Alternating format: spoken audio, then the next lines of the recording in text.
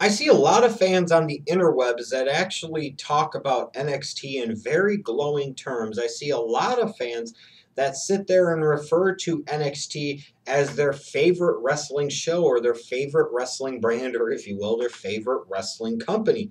And a lot of people like to point to this as an example of, if Triple H is in charge of this and we really like this, what does that mean someday when he actually takes over the full show for WWE with Raw and SmackDown? How much more are we going to enjoy the product? And I guess my question is, well, if Triple H, is in charge of this, then why wouldn't you be concerned about when he might be in charge of the whole show? Because to me, this was not a good episode of NXT this week. This episode to me was so bad that it actually got to the point where I cut it off and said, no mas, no mas. Because my thing is that, this I think is where the NXT audience is one type of audience and narrower in its scope and its focus, whereas a Raw or a SmackDown is much broader in its scope and in its focus in terms of its audience and the demographics within that audience. And I look at this and I see this show and I see a perfect example of it, because I see characters, I see talents, but I'm not sure how those characters and talents necessarily translate to the main roster. But what I'm concerned about is that these characters, these talents are being programmed to do one thing here and being trained to do one thing here that will work here and work here very well because of the audience that it is targeting. But when they go here and take that step up, what they're doing doesn't connect. What they're doing doesn't resonate. And there's a huge disconnect between the NXT philosophy and the WWE Big Show philosophy. And a lot of these guys kind of get lost in the breeze, so to speak. I mean, let's face it, Roman Reigns, Dean Ambrose, and Seth Rollins, when they were down in NXT, Roman Reigns was Leake, and, Dean Ambrose was Dean Ambrose, and Seth Rollins was Seth Rollins. But when they came up to WWE, they had been completely repackaged already, and they were the Shield, and Leake becomes Roman Reigns, and you get what I'm saying? It's like they sit there and, had him one thing here, and then realized that they needed him to be something else. Now you'll say a Bray Wyatt, for example, worked very well here, and he's doing the same thing. But Bray Wyatt is kind of the exception to the rule in some cases. When you look at this show, you see, some interesting characters, but maybe some that are better suited to appeal to the more hardcore audience that will watch NXT, as opposed to the more mainstream audience that will actually watch Raw and SmackDown on a week-in, week-out basis.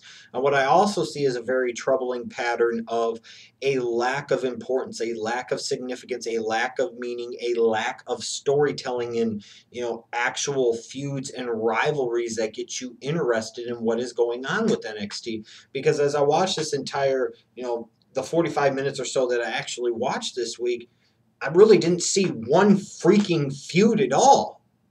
I think the closest thing you got to anything resembling a feud may have been when they interviewed, I think, Sami Zayn about Tyson Kidd, and maybe Tyler Breeze on commentary for the title, or for Neville versus RVD at the end of the night. Maybe. But that's kind of weak sauce. Everything else was just kind of random enhancement matches, pretty much. I'm okay with having one or two of them on there, but damn it all, if you're going to have 5 matches on the freaking show, you need to have some type of feud, some type of storyline, some type of rivalry, some type of something different other than just freaking matches. And I say to the fans that sit there and talk about how great NXT is, maybe it's because you think that you just love the in-ring action. Even I call bullshit on you, and I call bullshit on that. Do people love Austin versus Brett at WrestleMania 13 just because it was a tremendous WrestleMania match and a tremendous wrestling match? Or do they love it because of the characters involved? Do they love it because of the story that led up to it? Do they love the story of the match itself? Do they love the story of the double turn and how that was executed? Do they love the way that the match was presented and booked and how it finished and the ramifications and results that happened afterwards?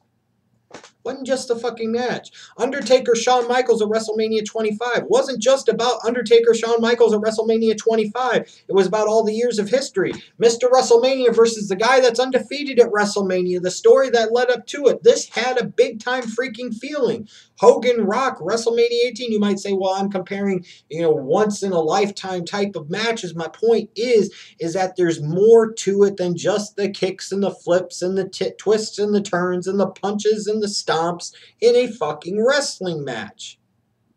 There is. You got to have more to it. And NXT doesn't have much to it right now.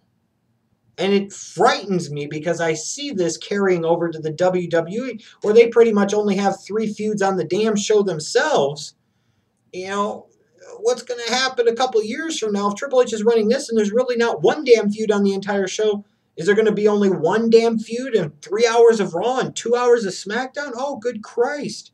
Now, a couple of things I did like on this week's show. I love the Vaudevillains. Holy shit. This is awesome. But again, is this a gimmick that is going to actually work on the WWE big scene, or is this a better gimmick for the NXT side? I like the Simon Gotch character and concept. I really like Aiden English in this role. Could you imagine if they brought them up to the main roster and they made Damian Sandow kind of their P.T. Barnum type of circus hype man? Oh, shit. This tag team would fucking get over, and they could actually be tag team champions, perhaps. These guys were good where they're at, and I'm sure they're being done this way to be able to get the belts off of the Ascension, who I believe are still the champions, so that way you could hopefully send them up to the main roster where they need to go.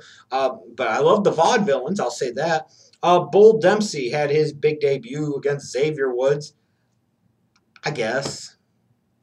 Time will tell. We'll see. Becky Lynch got a really nice reaction. Really nice reaction. And I'm glad that they actually booked her to win her first match over Summer Rae, seeing as how the crowd was already really behind her. You might as well establish that she's somebody to get behind by having her win here. But even with the BFFs, kind of beefing with Summer Rae, it was kind of like it's a story, but it really wasn't. You had Big Cass. He had a match. And then, as these two, I don't even know who the two fucking Frenchies were. Out comes Enzo Amore. And I know a lot of you were popping wood. And I sit there, and I've never really checked out Enzo Amore. So this is my first real chance to check him out. I'm like, oh, it's Nunzio of the FBI with perhaps a little bit better sense of humor and a different haircut. I can see why people like him. Probably going to take a little while for me to get on board with him, I will say that. Cass, though, I like Cass. I think Cass has some ability to do something. I think Cass could be a decent talent up at the main roster. But my issue with an Enzo Amore is he's like so many guys in the WWE right now on the main roster and on NXT as well. They're similar in size to me. And it's not just the fact that they're small. It's the fact that so many of them are small.